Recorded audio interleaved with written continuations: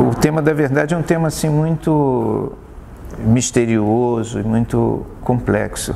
Se você se lembra do Evangelho de João, quando Jesus é perguntado por Pôncio Pilatos, se lembra disso? O que é verdade? E Jesus não responde nada, ele mantém silêncio. A questão da verdade é um tema muito difícil assim, de ser tratado. O silêncio de Jesus é o mesmo silêncio de Jó, né, diante de Deus no final do livro de Jó. E a ideia de que o silêncio é o portador de alguma verdade é uma ideia que também você encontra na Índia, nos textos clássicos da Índia, né? Às vezes, quando as pessoas eles vão discutindo as questões até um determinado nível, é comum que o interlocutor que chega a um limite de um conjunto de digressões, principalmente sobre a natureza das coisas, é muito comum que esse protagonista permaneça em silêncio, porque são coisas que estão, na verdade, muito além da capacidade humana, não só de pensamento, mas de desenvolvimento narrativo, né? São coisas que estão além. O que também nos aproxima um pouco aí desse silêncio e, né, em relação à morte, que é também uma experiência de silêncio. O Buda, lá do outro lado, ele entendeu perfeitamente que a grande realidade ou a grande verdade que ele conseguia perceber sobre a natureza da existência era exatamente de que tudo é transitório, de que nada é eterno e contínuo. Ou seja, para o Buda, a morte, no seu sentido mais amplo, aí, é a grande realidade da existência também. E se vocês observarem, todas as narrativas religiosas, elas trabalham sempre, de alguma forma, ou gravitam em torno desse limite da vida, que é a morte, né? A morte, não necessariamente a morte física, embora também, mas tudo aquilo que significa, que está ligado a uma transformação contínua da realidade, a tudo aquilo que implica na transformação, na transitoriedade do mundo, né? E os saberes religiosos, eles gravitam em torno disso, principalmente porque nesse limite, nesse universo que nós estamos aqui, que é o universo dos vivos, até onde a gente, dentro da nossa capacidade de percepção, conseguimos entender, dentro de um estado comum de vigília, né? Existem determinados limites dentro dele, que são os limites a partir dos quais nós não temos condições nenhuma de estabelecer qualquer juízo ou qualquer conhecimento direto pelos instrumentos da vigília, da razão desperta, né? E além desses limites está, sem dúvida, um outro tipo de estado que para nós é de alguma forma representado de uma maneira muito clara, né, pela morte em si, ou pela transformação contínua das coisas. O que determina a transformação do mundo, ou a transformação contínua de tudo, é um tipo de dimensão que nós não compreendemos exatamente o que que está de alguma forma ligado ao tempo, mas está além do tempo, né? E que, bom, o Buda entendeu isso como a morte. Então, por isso que todas as religiões gravitam muito em torno disso. E sempre todas elas dizem que a realidade desse mundo, a realidade específica, as fontes desse mundo, as fontes que permitem a nós entendermos o mundo, não estão neste mundo visível, estão num mundo invisível, em alguma outra dimensão que está além dele. Isso é comum a todas as tradições religiosas, de uma forma geral. E a forma pela qual as pessoas acessam isso, ou percebem que essas coisas existem, são formas e mecanismos de procedimentos que não são procedimentos e mecanismos concretos, são mecanismos oníricos, geralmente. Sonhos, visões, percepções que não correspondem exatamente à forma como o mundo funciona, e através dos quais, supostamente, você tem a percepção de que existe alguma outra coisa que nós não conseguimos perceber pelas nossas limitações sensoriais comuns, normais. Todas as religiões gravitam em torno desse tema, né? E sem dúvida, na percepção de Buda, tanto nas duas tradições, tanto do pequeno caminho como do grande caminho, o limite dessa percepção é o limite do instante, é o limite da vida real. A partir da morte ou a partir da mudança, você tem uma outra realidade que você não sabe qual é, né? E por isso é que para o Buda você muda sempre, e você é sempre uma pessoa diferente do que você era no momento anterior. Você é sempre uma coisa nova. Agora, o que determina essa mudança, aí os budistas vão dizer, para alguns eles vão dizer que o que determina a mudança é a morte propriamente dita, que a todo momento estamos morrendo, ou seja, nos transformando. E aí os budistas mais transcendentalistas vão dizer que o que determina essa mudança é uma dimensão que existe entre os instantes, que eles chamam genericamente de vazio. Bom, mas isso são os sistemas orientais, né? No nosso sistema, a gente tem muito claro assim, de que existe uma dimensão de transitoriedade, que é a dimensão desse mundo, e do ponto de vista religioso, né? E uma outra dimensão, que é uma dimensão de eternidade, que existe e envolve esse mundo, ou de alguma coisa esse mundo emerge dessa dimensão de eternidade. Deus é eterno, o que quer dizer que Deus se relaciona com os homens de uma forma absoluta. Ele é a verdade nesse sentido, né? Porque para ele não existe princípio, meio e fim, início, trás, antes, de um lado e do outro. Deus envolve todas as dimensões, todos os tempos. Deus não vê os homens como nós nos vemos, ou seja, novos, velhos, crescidos, homens, mulheres. Deus vê os seres humanos como eles são em sua totalidade, em toda a sua dimensão. Ele vê os homens em toda a sua verdade, né? A verdade ele percebe, ou ele vive, ou ele é a verdade e a fonte da vida, né? Porque ele está exatamente distanciado do mundo, ele está fora desse mundo de transitoriedades. Ou, se ele está dentro dele, é dele, desse universo de eternidades, que emerge o mundo de transitoriedades. Então o que acontece aqui, o que vai acontecer nos últimos 200 anos, é que existem procedimentos para se viver nesse mundo, procedimentos que são procedimentos tradicionais, procedimentos que sempre existiram de alguma forma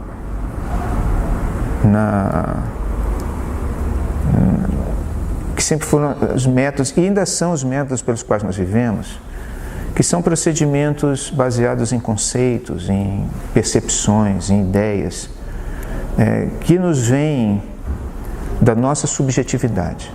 Então, por exemplo, nós amamos, nós perdoamos, nós sentimos ódio, ou sentimos desprezo, ou vaidade, ou qualquer tipo de sentimento que você tenha.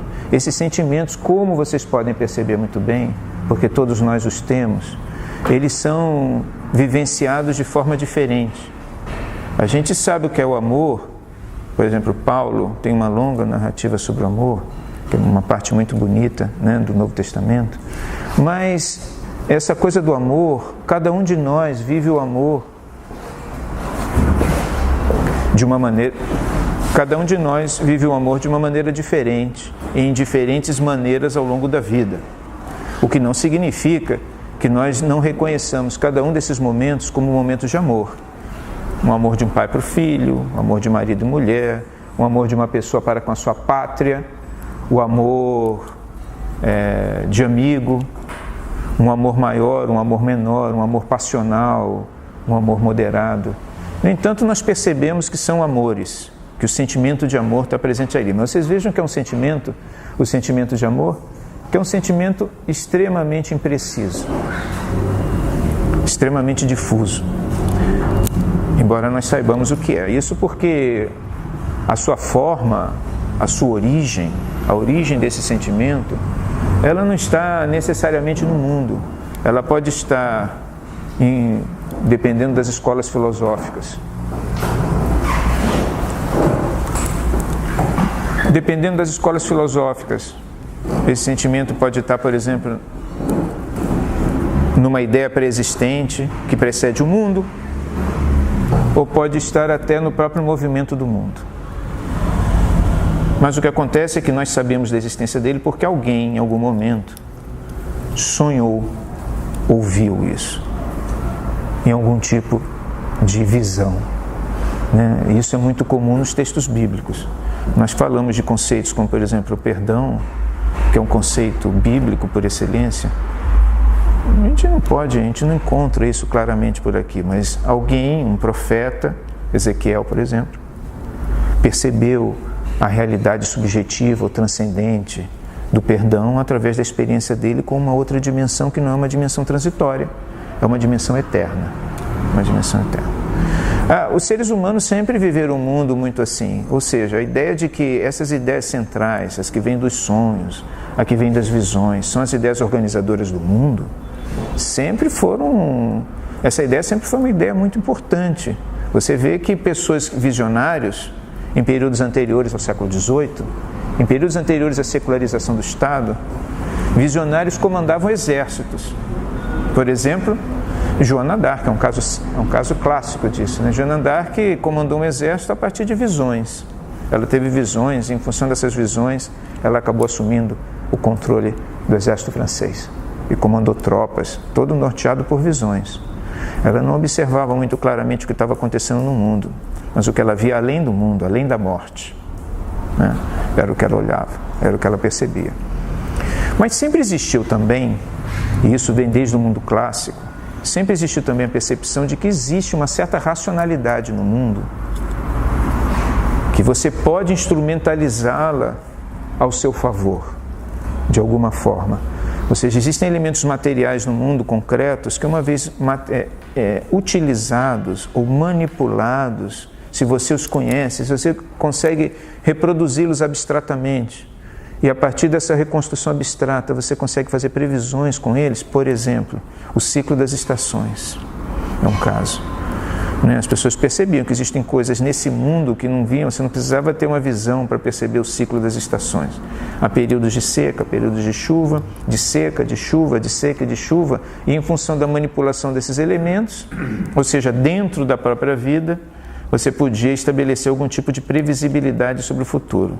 E uma das coisas mais estranhas e mais enigmáticas é a percepção de que as relações entre as coisas, as relações quantitativas entre as coisas, elas adquirem constantes, elas adquirem constâncias regulares, que você pode manipulá-las abstratamente, relações entre quantidades, no caso da matemática, por exemplo.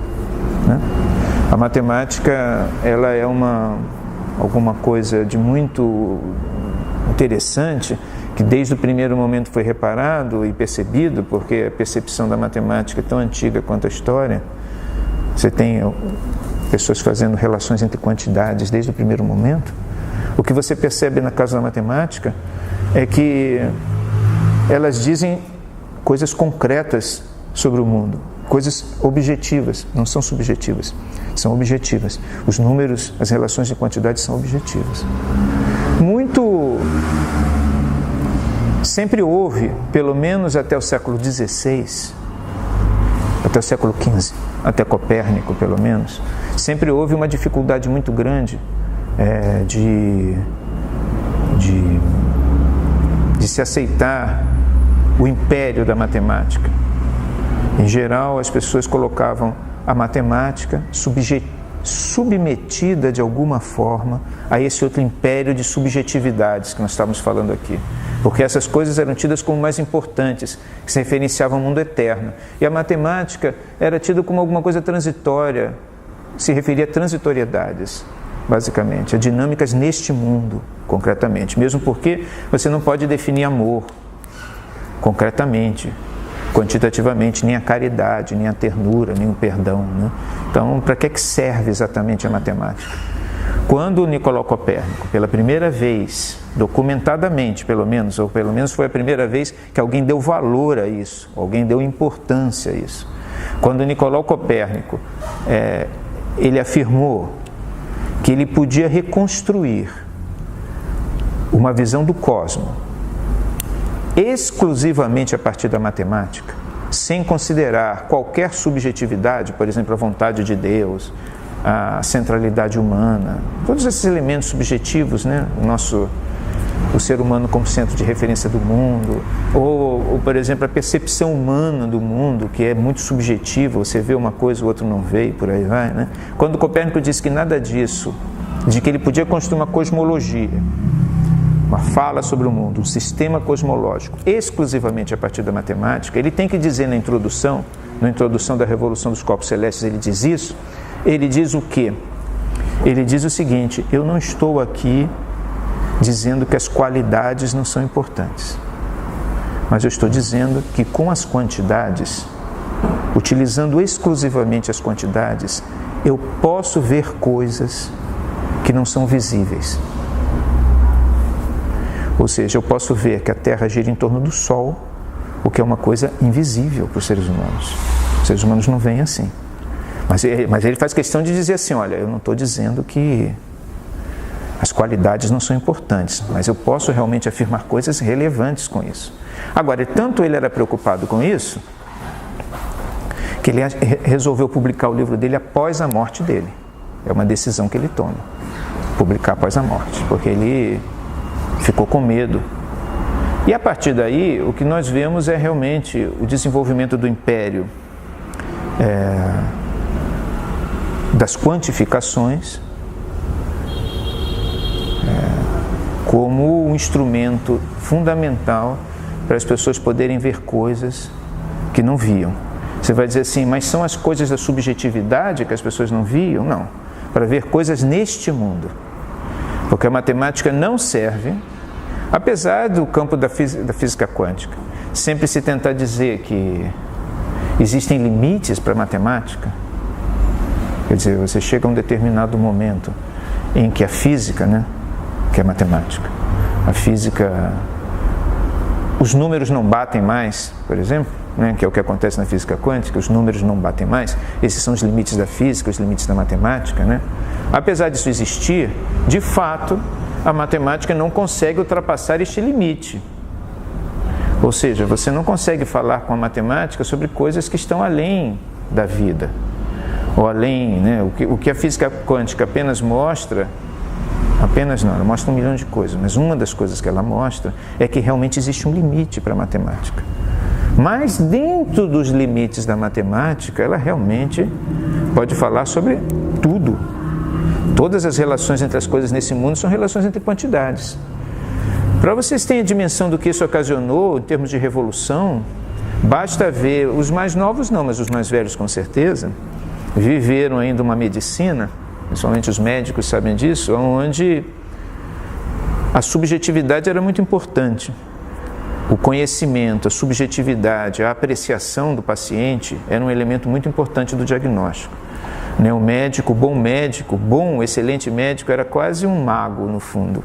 Ele era uma pessoa que tinha capacidade de olhar as pessoas pelas cores das mucosas, que é uma percepção também subjetiva, né? A cor em si, né? Você pode olhar uma mucosa e ter diferentes percepções disso, mas eles podiam adivinhar pelos sintomas que as pessoas narravam, que também é uma coisa totalmente subjetiva, porque as pessoas nem sempre podiam contar todos os sintomas, ou podiam exagerar um sintoma ou outro. O médico ia ser capaz de subjetivamente entender se esse sintoma faz sentido ou não faz, ou se essa dor tem a ver exatamente com o que ele está investigando ou não. Era uma coisa assim muito...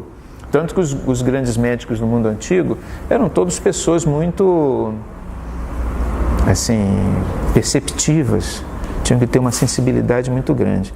Pessoas talvez tenham conhecido médicos assim, ou alguns médicos ainda sejam parcialmente assim. Mas isso hoje absolutamente não é necessário, porque a matemática foi totalmente tomada, porque a medicina foi totalmente tomada pela matemática. Não há mais nada hoje em dia, em termos médicos, que não possa ser resolvido por um exame de imagem ou de sangue, que é basicamente matemática. Eles vão te dizer, não é isso? As medidas dos órgãos, as taxas do sangue, e em função de curvas estatísticas, o médico vai poder dizer se aquilo está dentro do normal, e reafirmar, claro, o diagnóstico dele, ou não confirmar. Hoje não adianta mais você chegar para o médico e dizer que tem uma dor aqui, outra ali, como eu já fui a médicos na minha infância, em que eu dizia que eu tinha uma dor aqui, uma dor ali, o médico dizia: isso é gastrite. e me dava um remédio para tomar e realmente melhorava. Ele trabalhava também ali com uma percepção geral da coisa. Isso hoje em dia dificilmente os médicos fazem. Eu sei que tem médicos aqui presentes, mas talvez, né, mas é assim mesmo. Hoje os médicos vão pedir os exames para ver os números, basicamente. Os números te permitem fazer afirmações muito certas sobre as coisas. Se o órgão mede tanto, mas ele deveria medir tanto, alguma coisa está errada. Se os elementos do sangue são tantos, mas eles deveriam estar tantos, alguma coisa está errada. O objetivo é quimicamente ou cirurgicamente fazer com que as coisas retornem aos números corretos. Então, isso, como Copérnico tinha percebido muito bem, isso permite, os números permitem que as pessoas vejam coisas que não são visíveis neste mundo. Houve uma reação muito grande a Copérnico e todo o desenvolvimento da física posterior, em grande parte porque os sábios perceberam da época. Eu não vou abstrair as questões relativas aos poderes da Igreja, aos poderes dos grupos dominantes, a tudo aquilo que Copérnico colocou em xeque quando disse que a Terra girava em torno do Sol. Não é nem isso que eu vou falar. Eu vou falar que muita gente percebeu que o que acontecia no caso de Copérnico era um risco muito sério da quantidade se sobrepor à qualidade nas relações entre os seres humanos. E isso não dizia respeito apenas à física, ou à astronomia, ou nem à medicina, porque nesses casos parecia evidente que isso era útil, e importante, e interessante. Mas dizia respeito a tantos outros fatores e aspectos da vida e da existência. Por exemplo, na relação econômica entre as pessoas. O fato das quantidades passarem a valer mais do que as qualidades, isso introduzia assim uma valorização, por exemplo, do dinheiro e do papel e do poder do dinheiro em sociedade, do ponto de vista, nós diríamos assim, objetivo, que antes não era visto assim, né? Antes o dinheiro, ele se submetia à subjetividade. Se vocês vão a igrejas antigas, tanto aqui no Brasil quanto em outros lugares do mundo, vocês vão ver que as pessoas cobriam as igrejas de ouro. Eles tiravam ouro de circulação e colocavam nas igrejas, pintavam as igrejas de ouro. Ou seja, o ouro, o metal, aquilo que podia ser amoedado e transformado em quantidade, estava submetido à qualidade, à fé, à vontade de honrar a Deus. Se vocês vão a igrejas atuais, é muito claro que ninguém mais pinta igreja de ouro, muito raro. Em geral, as igrejas são as mais baratas, os materiais são os mais compensadores possíveis, né? Há uma relação quantitativa na avaliação do que é construir uma igreja ou não, né? Então as pessoas perceberam que certos elementos subjetivos poderiam ser ameaçados. Do ponto de vista político, por exemplo, toda a política anterior era uma política de subjetividades. O que tornava uma pessoa rei?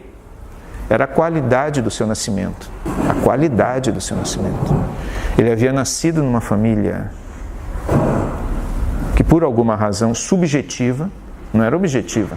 Por que uma família era uma família real, por exemplo? Era uma família real porque os seus ancestrais foram tocados por Deus de alguma forma. Pelo infinito, pelo eterno, de alguma forma. Como havia tido esse toque, essa família, sua descendência, tinha essa qualidade de dar origem a reis. Mas a questão da quantidade introduz outros elementos. Se a qualidade não é tão importante quanto a quantidade, né? Se a quantidade é mais importante, o que vai passar a contar é o número de votos, por exemplo, que uma pessoa tem. Então, o que aconteceu na modernidade foi uma substituição de uma hierarquia de qualidades por uma hierarquia de quantidades. Muita gente via coisas positivas nisso, mas muita gente via coisas super negativas nisso. Principalmente porque afastava o ser humano das suas fontes. Porque, é claro, ninguém podia deixar de considerar que a medicina, por exemplo, você se lembra do quadro dos estudos sobre anatomia que começaram a ser feitos no século XVI, se lembram do quadro do desenho do Leonardo da Vinci sobre as proporções, né, do corpo humano, né? Como ele enquadra o corpo humano dentro de uma geometria, dentro de uma estrutura de...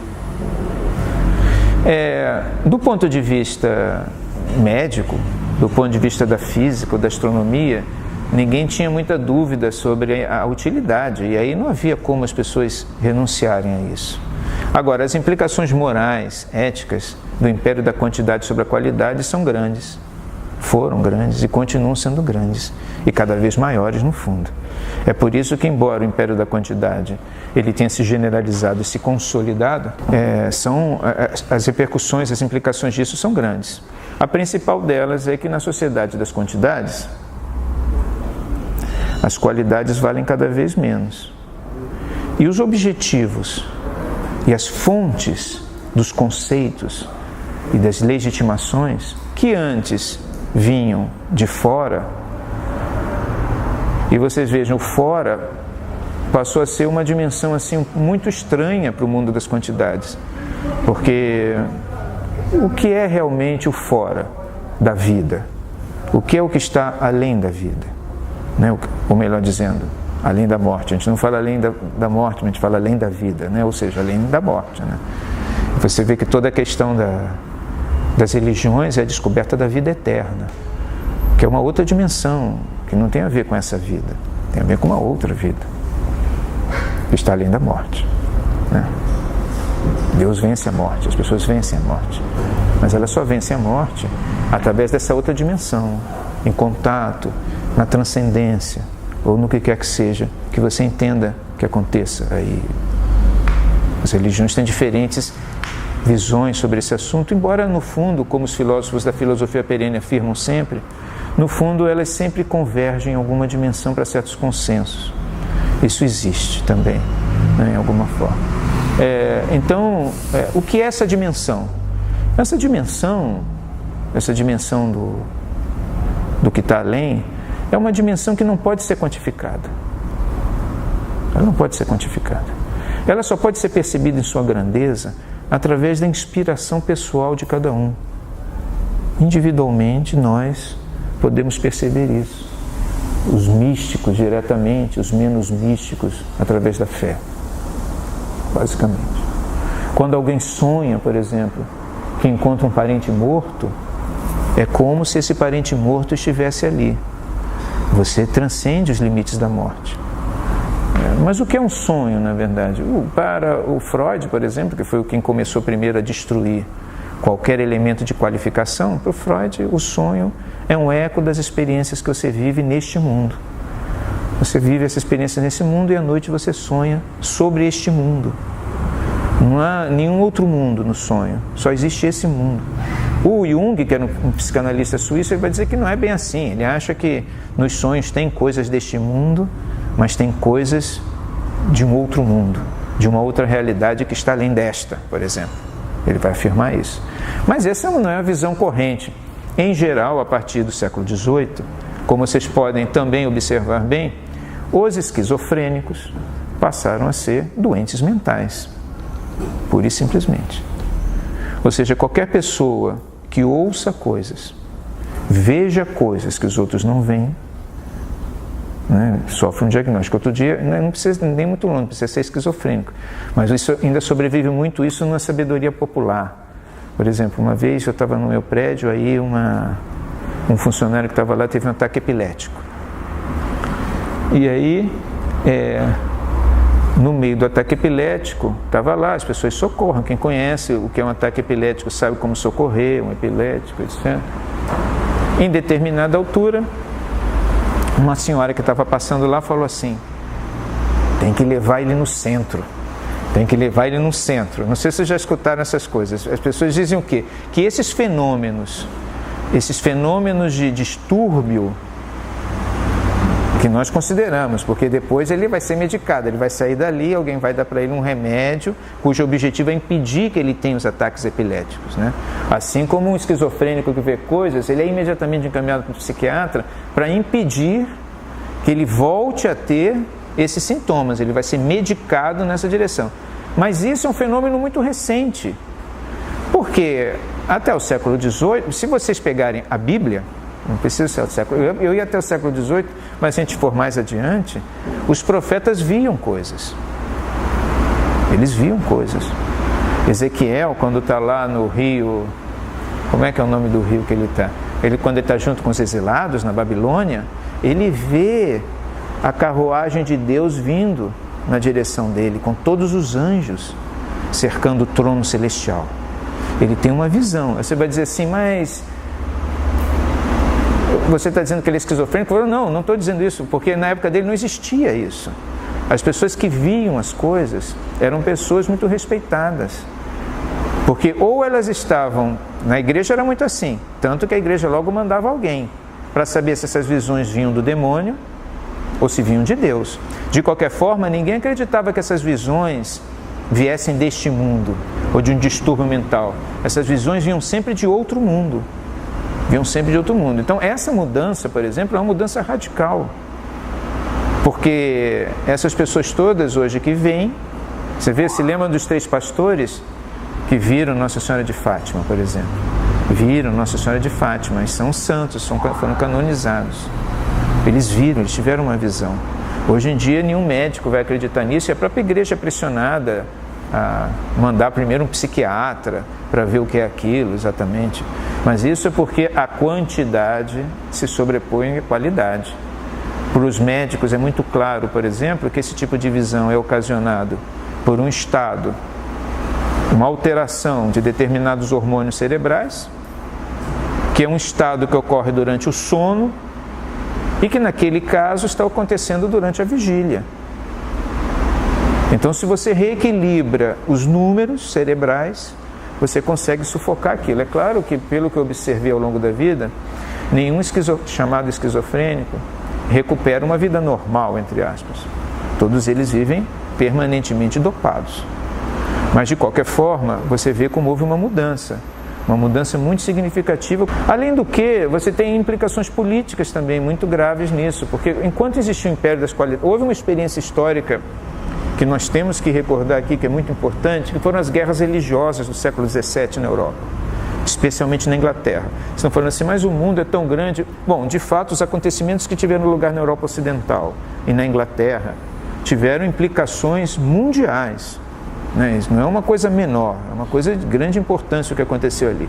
E as guerras religiosas do século XVII, todas elas foram geridas pela ideia de que o poder político tinha que estar a serviço das qualidades. Só que o que é qualidade? O que é, na verdade, a vontade de Deus? Se perguntavam. Para Maquiavel, que é um dos precursores do mundo das quantificações, lá no século XV, Maquiavel dizia o seguinte, olha, o que cada um acha que é Deus é diferente do que o outro acha. O que eu entendo que é o sentido de um sentimento não é o que o outro acha. Então, o que é que vai dizer Maquiavel? Então, é melhor abandonar esse sistema. E depois das guerras religiosas do século XVII, as pessoas chegaram à conclusão de que realmente, você colocar as qualidades acima das quantidades, fica o problema da interpretação, da interface entre esse mundo que está além da vida e este mundo nosso. Não há como. Em suma, o que é que nós temos aqui? Que é relevante a ser considerado, né? A verdade no mundo de inverdades. O que acontece é o seguinte: a ideia de que a única verdade é aquela verdade que seja quantificatoriamente, que seja quantificável, é verdade verdadeira, afasta do universo da ciência, do universo da razão, ou do universo da nossa sociedade, de números, de quantidades, qualquer verdade que não seja objetiva. Tudo aquilo que é subjetivo, impreciso, fruto de uma visão, de um sentimento, tudo isso eu não posso dizer que é verdade. Ou melhor, como vai se dizer, isso é a sua verdade, não a verdade. Ou seja, o que vai acontecer a partir do século XVIII, e aí legalmente vai passar a acontecer, não é nenhuma questão assim de você ter um universo qualquer dentro de um determinado espaço, mas isso é uma tendência crescente no universo legal, é considerar que tudo aquilo que vem da subjetividade gera uma verdade, sem dúvida. Eu te amo, isso é uma verdade minha, mas é uma verdade sua, não de todos. Há uma individualização, ou no caso dos Estados Unidos, uma fragmentação social dos diversos grupos portadores de diferentes verdades. Há muitas verdades, mas a verdade dos números é a grande verdade. O cara pode ser o maior intelectual do universo, uma pessoa pode ser um Mahatma Gandhi, mas se ele perde uma eleição, não há verdade nele. A verdade é a verdade da quantificação. Este mundo é o mundo, então... Há um padre muito importante no século XVIII, chamado Gabriel Malagrida. Alguém já falou do padre Gabriel Malagrida? O padre Gabriel Malagrida, ele era um padre, um místico jesuíta, que fez muita pregação entre religiosos, entre índios, e fez muita pregação no Nordeste. Ele era um pregador popular. Estou falando aqui antes de 1755. Ele, quando foi a Portugal, na época do Marquês do Pombal, na época que o Marquês do Pombal estava tentando acabar com os jesuítas, ele estava lá e criticando muito tudo que o Marquês do Pombal estava fazendo com relação à igreja e tal, porque o Marquês do Pombal era um típico quantificador, né?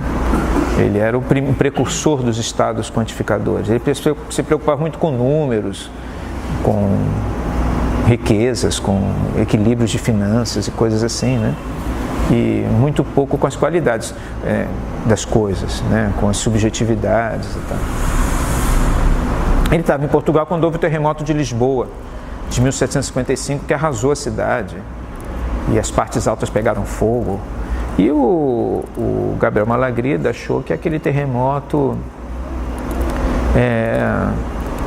aconteceu num momento muito estranho, exatamente no momento em que o Marquês de Pombal estava perseguindo a igreja.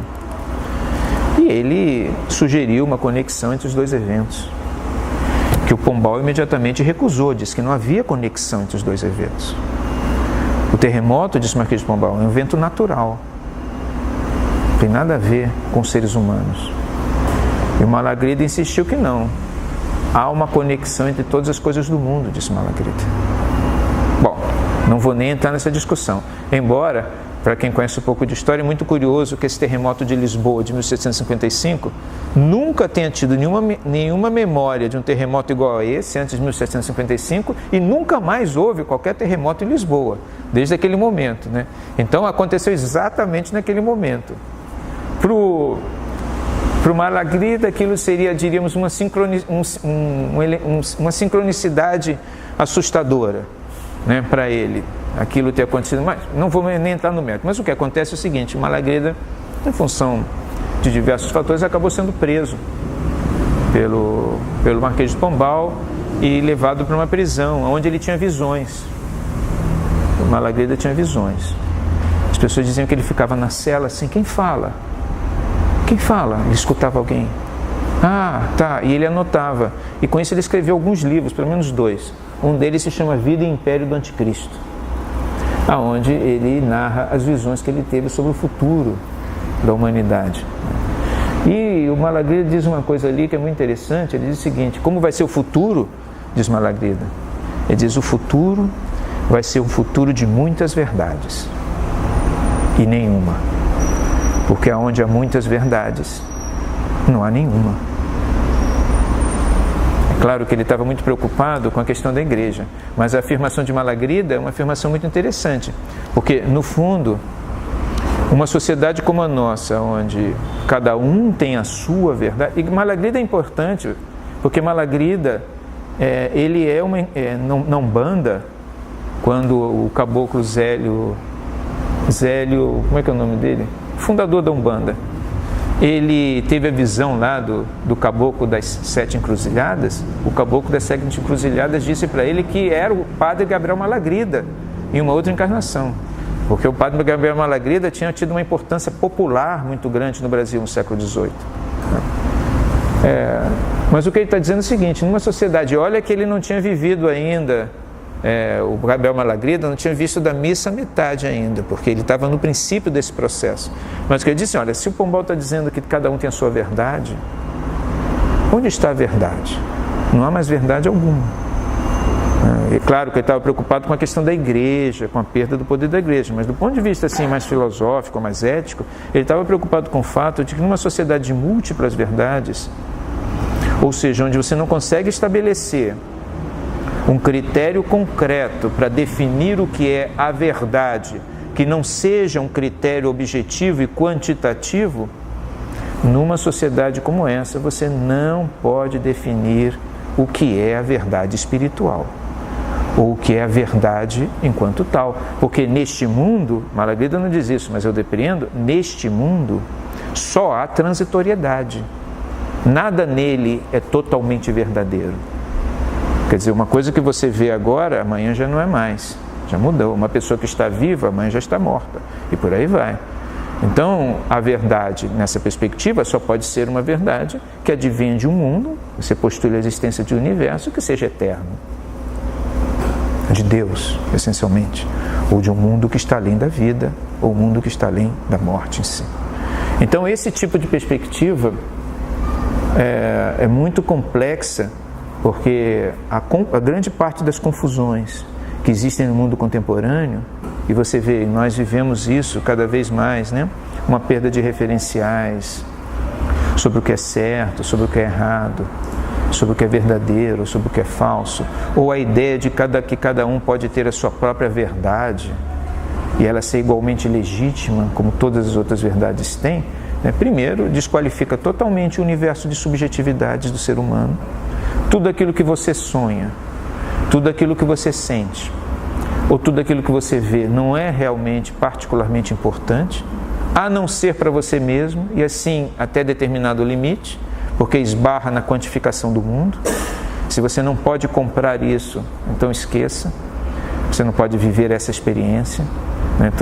Porque tudo isso tem muito a ver com dinheiro, né? Também, não é só o dinheiro, né? Isso é em diversas dimensões, dinheiro, número de votos, dimensões, distâncias, qualquer coisa, é uma opressão de quantidades, mas que não são essencialmente verdadeiras, porque elas são transitórias, todas elas.